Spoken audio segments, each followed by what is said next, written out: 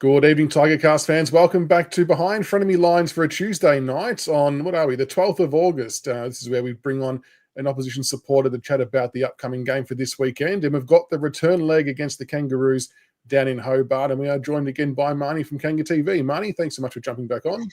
Chris, I must have done a good job the first time because I've made it back for the return. So thank you so much for having me. No, our pleasure, our pleasure.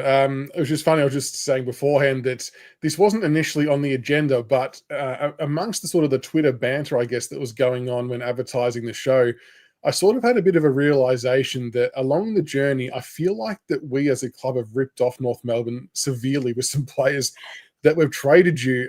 David Bourke was one that I was going to mention about, titling the David Bourke Cup, but I wasn't sure how many people would remember him.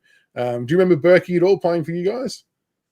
No, I don't. I'm so sorry. No, he was very light-framed, high. Connor Minigy? I remember the name when you posted about that, and I was like, oh, yeah, Connor.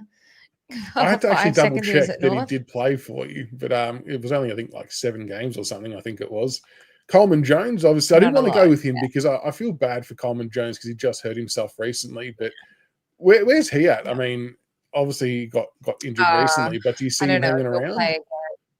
Nah, I can't, to be honest. When he came back, it's funny. So he did his Achilles last year in the Good Friday clash. He was out the rest of the season, and then he had a setback in the preseason in about January when he came back. So about probably 3 months ago, I was like, nah, he's done. I can't see him being on the list next year, et cetera, et cetera. And then about 2 weeks after I made that comment, he was back on the park and really making leaps and bounds in his recovery and return to senior footy. When Tristan Xerri was suspended for 3 games, we started with both Coleman Jones and Teakle, and Coleman Jones did his calf, and I can't imagine there being a world where Coleman Jones is on the list at North next year. I'd be pleasantly surprised, but we have quite a few changes that we need to make at the end of the year in terms of personnel. So I can't imagine him surviving that now, unfortunately. And you've obviously played a couple of new kids across the weekend, but if Coleman Jones hadn't hurt himself in the absence of Nick Larkey, would he have gotten a go ahead of some of these other kids, do you think? Or do you reckon they still would have gone the way they went? Potentially. It's hard to know. Brent Teakle's still in the side, so if that's any indication, then possibly. You've got, because Jack Darling needs to play our number 1 forward position if Larkey is not there. He's the only other experienced and enough forward that he can play that role. So we do need someone to chop out Xerri or Teakle when Teakle was the ruck. So the natural, I guess Teakle now is the natural option given that it's not going to be Darling and Larkey's not there. So it very well could have been Coleman Jones, but it's just sort of the way it goes, unfortunately, isn't it? Feel for it. Interesting question from Only Carlton. Do either one of you actually want to win? Would you not rather a high pick? I'll let you go first. What's your take on picks versus form? Only Carlton in a North Richmond preview. Who's converting him, I wonder? Do we want to win? Not rather a higher draft pick? Well, you have our draft pick, so we obviously want the win regardless. But point, but what about in normal circumstances? If picks were all back where they would usually belong, surely it's go for the win. I think winning habits and winning culture supersedes picks. Yeah, well, we were in the same position in the last round, in round 23. It's, did we want to beat the Suns or did we want to lose and get the number 1 pick and get Harley Reid? So we ended up winning the game and we missed out on Harley. But I think wins, I don't know. I was on cloud 9 for like 2 weeks after we won that game. So yeah, I don't know. I'm always in camp of winning games, especially this season in particular, for North. But yeah, I'm sure, Chris, wins have been hard to come by for you guys in the past couple of seasons as well. So I'm sure you agree with that.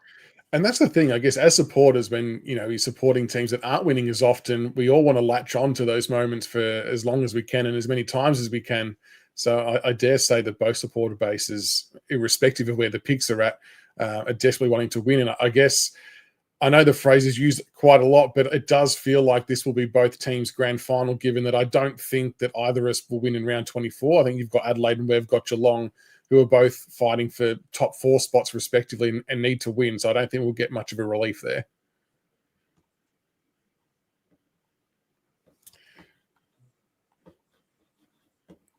But stranger things can. This is definitely the grand final, I would say, for both clubs. Yeah, I think so. Before we talk about our game, though, it was obviously announced today about Snoop Dogg performing some grand final entertainment. Just keen to hear people's thoughts on Snoop Dogg performing at the grand final. I think it was kind of speculated for a little while, but I actually, in a little bit of a way, think that the AFL are almost setting themselves up to fail if it doesn't live up to the Super Bowl version of what people saw for any NFL fans out there. But it should be interesting nonetheless.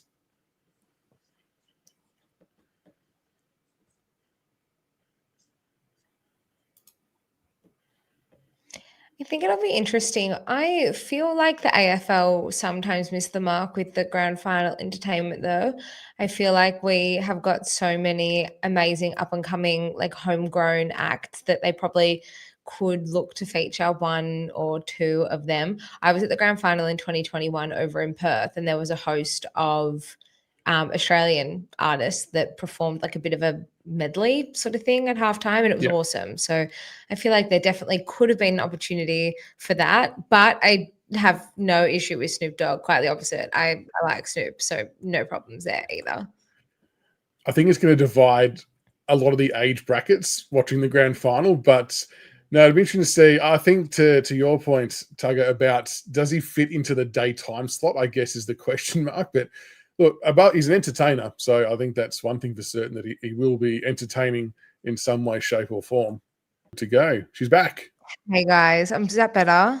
That's coming through. So fine. Sorry, it was a delay on my end. It was going to annoy me, and I'm sure everybody watching. So sorry, but I'm back. That's all right. No stress at all.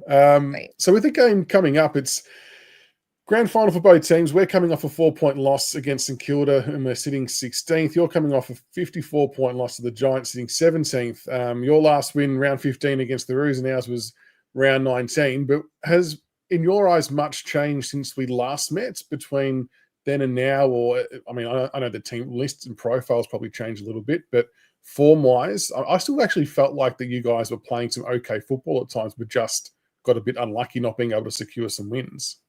No, hideous. We were in a much better position when we last played each other. So I am definitely more nervous heading into this one than I was earlier this season. We had a great patch of form between Carlton games, and pretty much since 3/4 time of the Blues game, the wheels have fallen off at Arden Street, with the exception of our game against St Kilda a couple of weeks ago. We've just looked horrible. We've had a lot of key personnel in and out of the side over the past sort of 6 to 7 weeks, but yeah, we haven't come within 5 goals of a side, with the exception of St Kilda, since we beat Carlton. So I really hope that we can just gather every last bit of motivation and effort and just throw what we have at Richmond, because I worry what happens if we can't. And I said that last time as well. I said that last time we spoke. I'm worried what's going to happen. I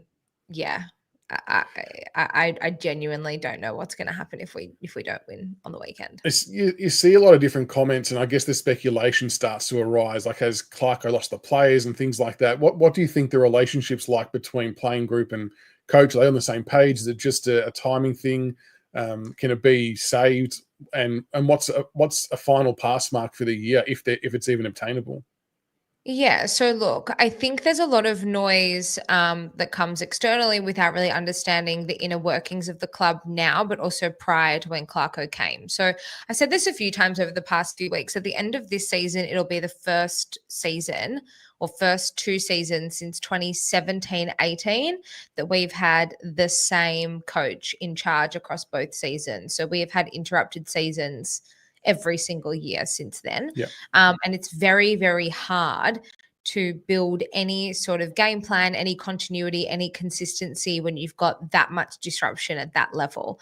I think, and I do spend a lot of time at the club, and I do spend a lot of time with the playing group, and the energy and the vibe at the club, you wouldn't know that's a side that's, sitting down and bottom of the ladder. So I think in terms of Clarko as a coach, in terms of his ability to, rally the troops, et cetera, I don't doubt that he's the right person for the job right now. A big part of that, though, is about a bit of sustainability and a bit of just stability, because I think that's what the club's craving for so long. And we're staring at a potential 6 consecutive bottom 2 finish if we lose on the weekend.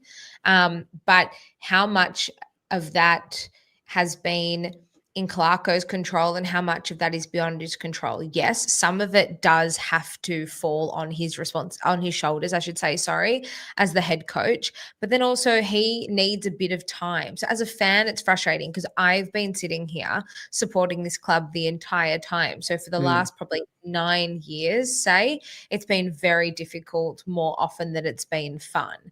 But in reality, this is Clarko's 3rd year in charge. His first year was disrupted, so it's only his 2nd full season in charge for now. And so I think that we have to win on the weekend. If we do win on the weekend, it will be the first time since the most wins we've had in a season since 2019, which is absolutely insane. But that's the only, there is no other option for us. I said at the start of the year that we had to win at least 6 wins, but I'd be aiming for 8. But where we're sitting now with 2 games in hand at 4.5 wins, we have to win on Sunday. There's no option for us. And I will be scathing if we do not win this game. Yeah, I'm seeing a lot of preemptive comments from around the traps from North Melbourne supporters, just if we lose, it's going to be a nightmare. People are going to be blowing up left, right, and center. So it does feel like there's definitely a lot more on the line for North, maybe in that regard. But yeah, the appetite for both teams to win is going to be fascinating. And I actually think that our clash earlier on in the year was quite an interesting game. I felt you guys set the bar reasonably high from a contested perspective, and we were able to somehow match you. And I truthfully didn't think we were going to be able to do it over the stretch of 4 quarters. But yeah, we probably were unlucky to fall short at the end. So hopefully it's another good contest, although the weather might not lend itself to that down in Tassie. What are your potential ins and outs? Granted, it's Tuesday, so there's a little bit of guesswork involved. I think you've got a couple of obvious ones that might be coming back in. So we'll be without Riley Hardiman. He was concussed on the weekend and subbed out, so he will unfortunately miss. In terms of players coming back, I can't think of anyone that I don't think there's anyone that's due to come back. So I think the only ones I saw, Curtis should be back from suspension. Oh, Paul Curtis, of course. Sorry. Yes, you're right. And I saw some mention of Jai Simpkin. Is he a chance to be available? Potentially. I'm not sure if he will or not. There hasn't been any word on him. But yes, Curtis alone's a big one. Can't believe I forgot PC. That's terrible from me. And he's been one of your best forwards all year, so that's a very good inclusion. Obviously, with Larky out and Darling shouldering a lot of the load, I guess a lot of it falls to Zerha and then Curtis. But they've got presence and they've got some X factor, so it still poses a bit of a threat. Yeah, definitely. I think the way our forward line's functioned all year has definitely been the strongest part of the ground for us. And so I think it'll be great to have Curtis back. We've got, as you said, Zerha, Darling kicked 3 goals on the weekend. And then we had a debutant, Cooper Trembath, who we picked up in the mid-season draft. He looked okay. He was great. Kicked 3 on debut as well. So if the forward line can replicate what they did on the weekend, plus, then that will be great for us. It's about getting it in there, though. That's the challenge. Yeah, well, and I don't know if we are half a chance to go in unchanged for this game. I reckon the only change we might see is Steely Green might come out for Luke Traynor, who had a rest, but we didn't play Steely Green as sub, which was a bit of a bizarre move against St Kilda. But funnily enough, how you mentioned that your forward line has been one of your stronger parts for the year, which it has been. Interestingly, our defense has probably been one of our strongest suits for the year too, and not so much our forward line. So it will be interesting to see how our defenders cope with your forwards. Obviously, Larky missing definitely helps dramatically in that area. But to Tugger's point and to Grock's point and a lot of other Richmond supporters' points, we do acknowledge that Zurhaar is prone to having a very good game against Richmond and just goes to another level. And the raging bull kind of unleashes on us. He does like playing against Richmond, and he's having a career best year. So over on the weekend against the Giants was only the third game this year where he didn't kick a goal. So yeah, I hope that he's able to bounce back from that as well. And yeah, I think the inclusion of Curtis will probably help him a lot too. And what about your back line? It's probably been an area that's, I guess, chopped and changed quite a lot due to injuries. So there's maybe a bit of instability down there. Would that be fair to say? And if so, how's it looking this week? For the first time in a long time, we're probably going to have one of our more experienced forward lines up there with Lynch, and I'm assuming Bolter's going to stay down there. I think he kind of has to add a bigger and more mature and, just helpful body. But how do you think your back line is positioned at the moment? Yeah, backline's looking a little bit worse for wear. We're currently going with the three-pronged defense in Toby Pink, who was actually excellent when we last played each other. Yeah, he was. Almost like his legacy game, to be honest. And then Charlie Comben and Griffin Logue is probably just a third body in there at the moment. I think a lot of fans have been feeling a little bit underwhelmed with Griff's output, just given his experience and the expectation that we have.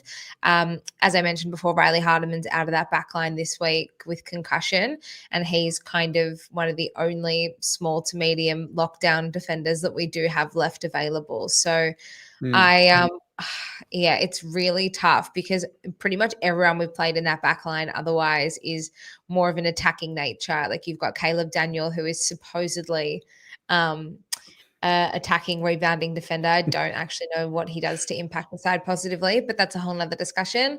And then obviously Colby McKercher with his run and dash off the halfback as well. He's been excellent for us. Fino Sullivan's been playing there, but he's been pushing up further up the ground as well. Wouldn't be surprised if we saw Zane Dersma in the back line. He did sort of float there a little bit over the weekend, and he has been spending a little bit of time in the back line, and there was some great vision from the game against the Giants over the weekend. Charlie Comben just having a chat with Zane and sort of helping him out. Yes, only Carlton knows for a fact you don't mess with Toby Pink.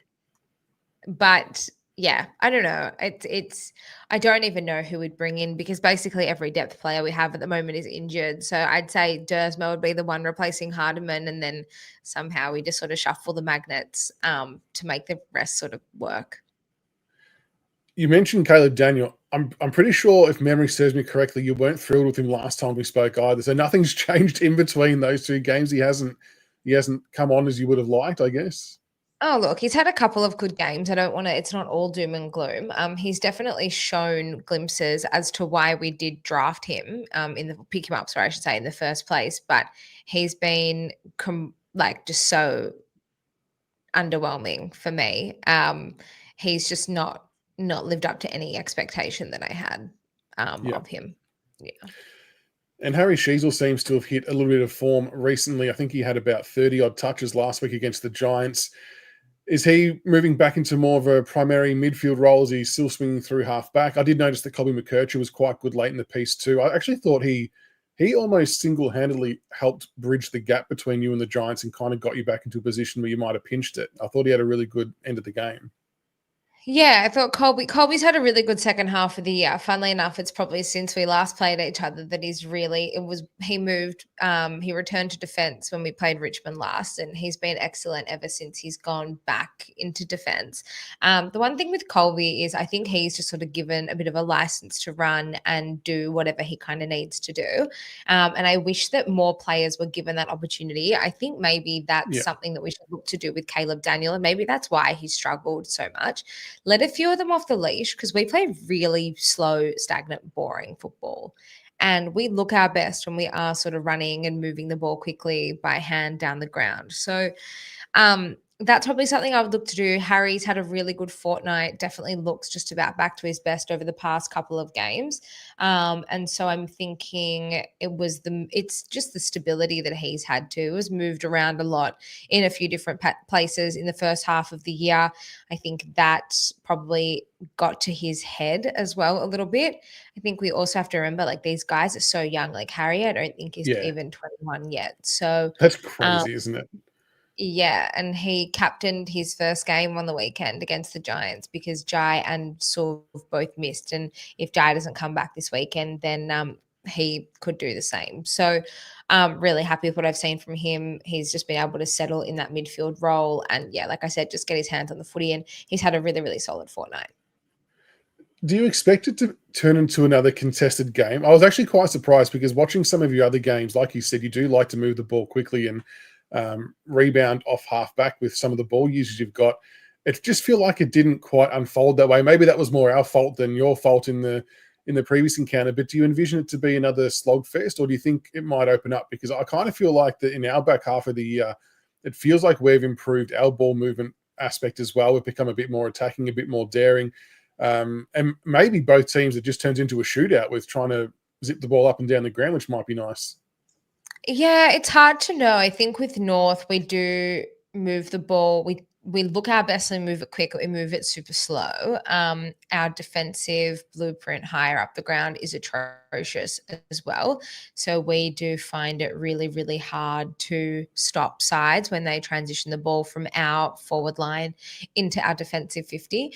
I would really like a world where it was a little bit more open play and a little bit more free flowing. But to be Yeah. honest with you, I can't see that happening. I think it's going to be quite similar to the first contest that we had.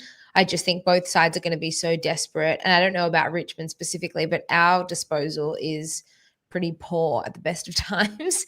And we can get exposed quite quickly under pressure. And I feel like, given that in theory, both sides are roughly on an even playing field with each other, I think they'll probably just match each other at the end of the day. Yeah, we're definitely prone to some bad turnovers. We cost ourselves at least 3 shots at goal on the weekend to try and pinch the game from St Kilda. So I guess in some ways you maybe don't mind it so much if you're trying to attack and have a go. It's more when you stuff up something defensively or you're trying to play it safe and you miss an easy target that it gets a bit frustrating as a supporter, I guess. But hopefully both teams have a crack. Stat Chat, welcome. Wants to know about Paul Curtis. Do you see a big game? I mean, I hope not for obvious reasons, but do you see Paul Curtis slotting back in and having a big one? I'd hope so. He was on fire in the first 7 rounds of the season, and then he was suspended for 3 games on the back of that tackle that turned into a concussion against Port Adelaide, and he hasn't really looked the same since. I think one thing I've really noticed in the absence of Paul Curtis last week in particular is how much easier the ball was walked out of our attacking 50. Paul Curtis's defensive pressure and his tackling inside 50 is such an underrated asset of his.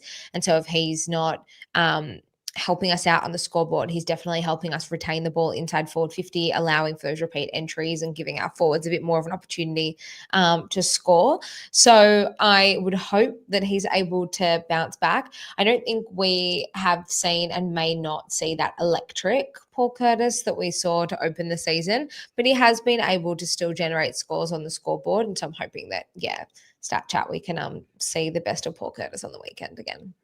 It'll be interesting to see who we put to him as well, matchup wise. I think the Talls kind of look after themselves, but Miller and Young have been doing some really good jobs in the past month or so. What worries me about sort of the smaller to medium guys is the ones that have good pace, because like Vlosten and Broad aren't exactly nimble as they once were. And I mean, Jaden Short might be able to, and that's where, and this is where maybe Luke Trainer, it could be not a bad matchup for him, and he'll learn a hell of a lot by playing on a Paul Curtis as well. So it'll be interesting to see what way we roll there. The midfield battle, always interesting. I think that typically decides most games. LDU actually impressed me in the last quarter as well for you guys last week. I thought he became quite explosive. He can look hard to tackle at times. And again, seeing that explosiveness, and Wardlaw does some good things as well. Like last time, what worries me is our lack of pace in the midfield. Taranto, Hopper, Prestia, whilst they'll win their fair share of clearances, and we actually won clearances for once against St Kilda, The quality of clearance will always be the thing in question. But how do you see the midfield battle panning out? And obviously we get to see Jerry and Nank round 2, which will be good as well. That was a brutal contest, by the way. They were both extremely sore after that, I believe. Yeah, I thought the rock battle last time was epic. You've got two like real giants in the middle of the Yeah. ground doing battle, and X was good against the Giants, but definitely didn't look like his best. So maybe he just needed the game to. It was his first game back, so maybe he just needed that to kind of settle a little bit and just sort of readjust. My concerns are shared by. Your concerns and my concerns are shared. They're the same. We're able to win the ball out of the middle of the ground, but it's the follow-up disposal that usually just kills us. It's so often a hack kick out of the center of the ground, and it usually just it turns into a turnover. Usually just a defender, opposition defender takes it, and that's it. Luke Parker was excellent for us in the first quarter last weekend. I thought LDU started the game well and finished the game well, but in the middle probably went missing a little bit. And I think there's a bit of a gripe around LDU and what he's sort of been able to add to this side on the money that he's on. So I'd really like him to, and it's crazy that someone on that sort of money, we need him to work on his disposal, but that is just an issue that we have across the board with our side.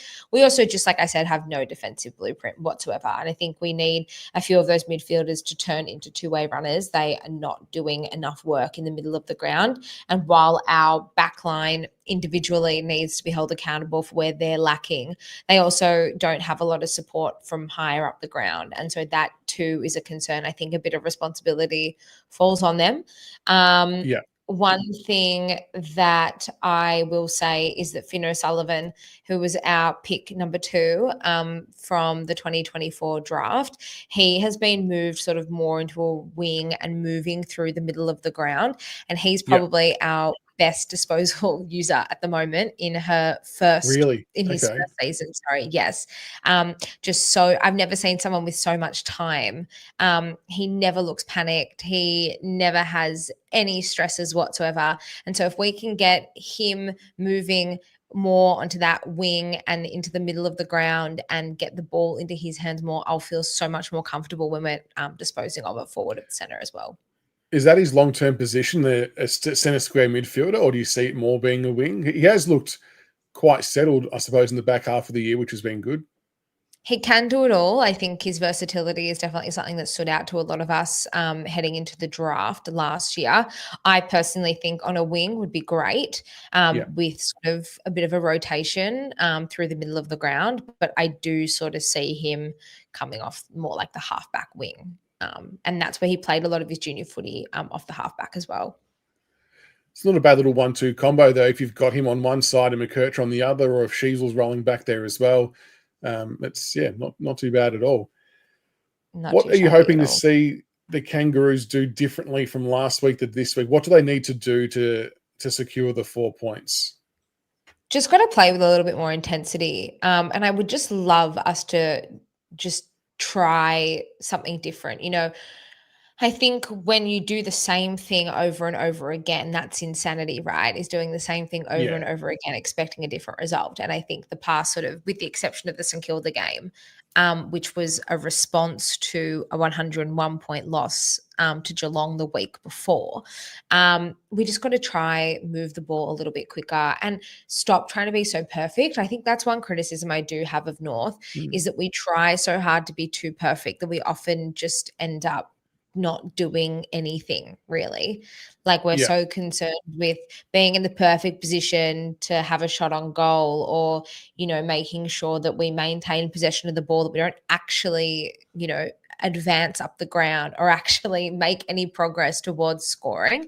So I think that is probably my biggest gripe with North. Just have a bit of fun, just let a few guys off the leash a little bit. Like we all love watching Colby McKercher play. Because he just does stuff.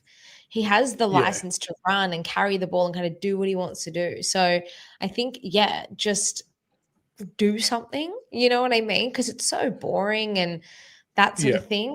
I feel your pain. I do think, however, we will be looking at this and thinking we can really win this. And I expect, and it's no disrespect to Richmond, and it's maybe not necessarily the right way to approach it, because I would like to think that every single game is winnable, but maybe they'll approach this game a little bit different, thinking, let's just get a bit physical, let's just do what we need to do and just go out there and win. So that's, yeah, It's true. Like, in all, just go for it. You know what I mean? it makes sense, because I guess as much as they're, they're AFL professional athletes, and you'd like to think they go into every game thinking they can win, they do probably to an extent, but there's no doubt there's a subconscious element that they go back into their shell quickly, or they don't exactly play outside of their, their level, because they just sort of doubt themselves a bit too much when you're playing against these better sides. I think there's definitely something in it about that teams will 100% play better in a game they genuinely believe 100% they can win. And that's why I think the contest last time was quite exciting. And I think this will be another one, because, unfortunately for both of us, I think it's both our last chances of actually winning a game. So, Dimmer actually maybe unlocked a little bit of the potential years and years ago by sort of relaxing on the defined game plan and not having so many rules and regulations within the game plan, but more so just parameters, and just let the guys play to whatever their strengths are, and whatever happens. And I think there's something in that. Yeah, I just saw a comment before.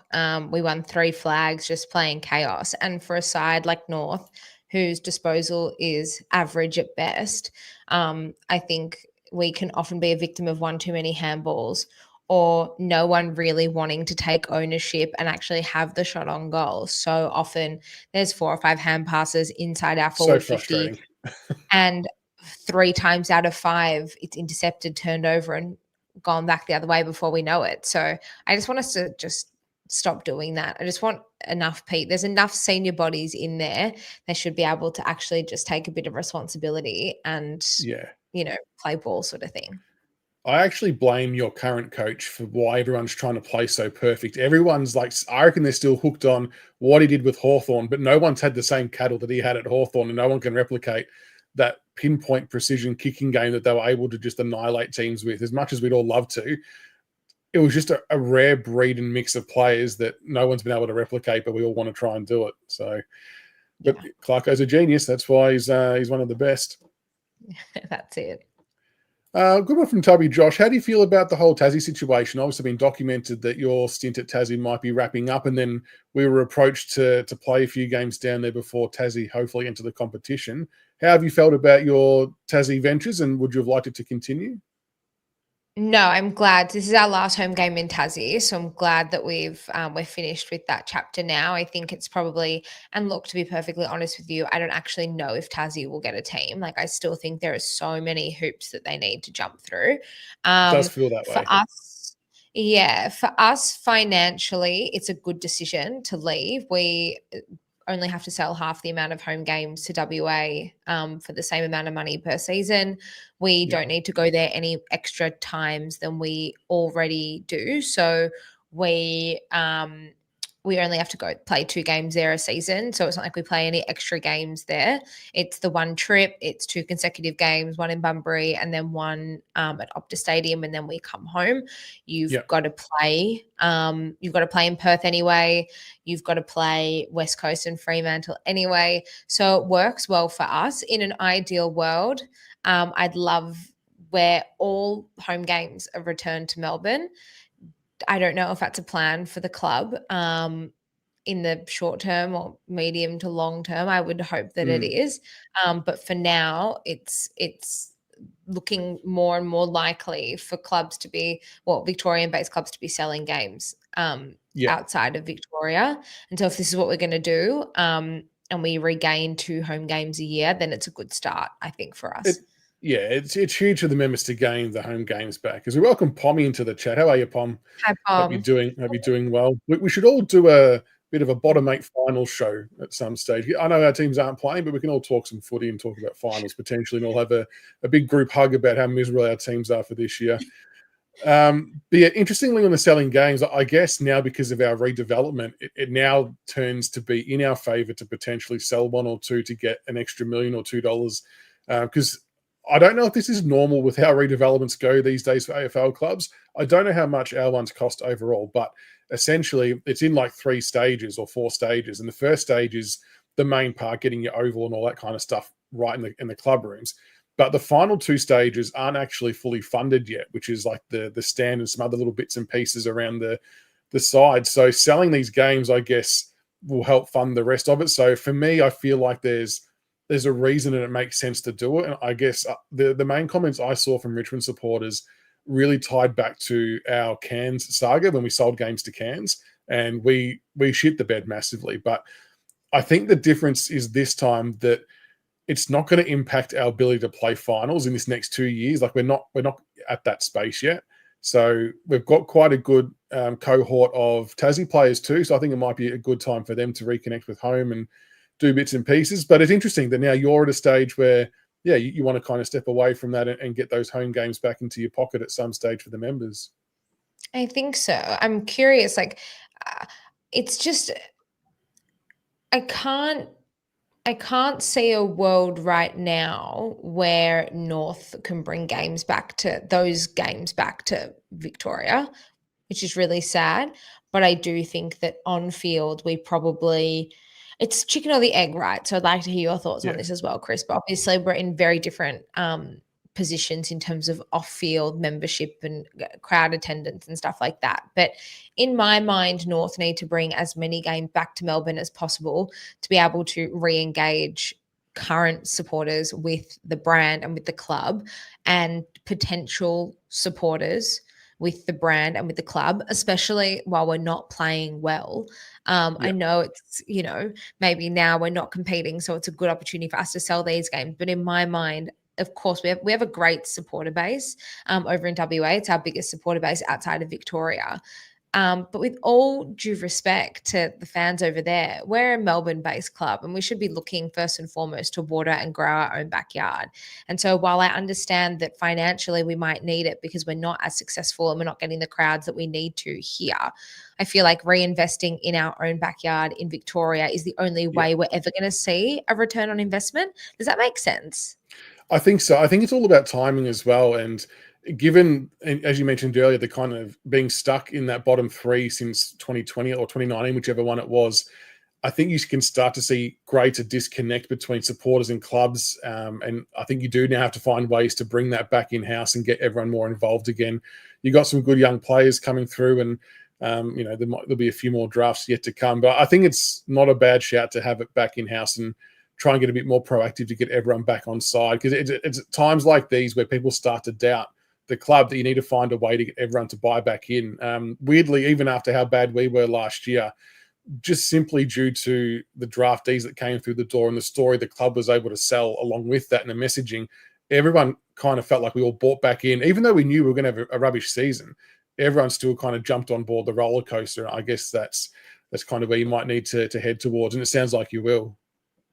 Yeah, I think so. I think the difference as well right now between Richmond and North is I think the performances on a week-to-week basis have been pretty positive overall for Richmond. You've got some great kids in there and you're playing exciting footy. And for North, it's kind of looking a bit same old, same old. So I think that's where the disconnect is probably between the two fan bases and the respective clubs.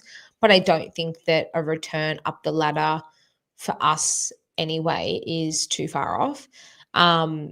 I just hope that, we can find a way to make it click, because I think if we don't find a way to make it click next year, then we might miss the boat and then floundering around once again in no man's land. I think it can work. I just think we need to be able to strike while the iron's hot. What do you see for next year? What are your aspirations and hopes? I know it's a long way away, but where does North Melbourne have to progress to show a step forward? Oh, like we need significant improvement. I thought we would win 8 games this year, but I said 6 was the pass mark. So it's got to be like 8 to 10, I would think, minimum. Like it's got to click. And you obviously need a lot of luck with these things too. It's no surprise that part of why our form's dropped off after that second Carlton game is because we lost a host of players in the weeks that followed. And we haven't been able to get continuity with our best, our core group of players since that Carlton game. But we also need to try and recruit a few key personnel as well, and hopefully just find a good balance between strong leadership and strong senior figures, and then a good youth as well. The other one I want to ask about, because I saw it pop up on Twitter, that it seems like the State of Origin could be making a return next year. I'm not sure what the format looks like or how it's all going to go. If it's going to be Harlem Globetrotters like with no contact, etc. But what's your thoughts on the State of Origin making a return, and would you be happy for the Kangaroo players to get involved? I'm assuming this is going to be done in the preseason. Yeah, I did see that. I saw something about WA and Victoria playing over in Perth in February. So it's probably similar to the All-Stars Indigenous game that we had at the start of the year against Fremantle. Yeah, I'm all for it. I do think the game has changed so much since the mid-90s, obviously, when we were last playing State of Origin, sort of the mid to late 90s. Footy wasn't a full-time thing for a lot of these players back when State of Origin was still so heavily,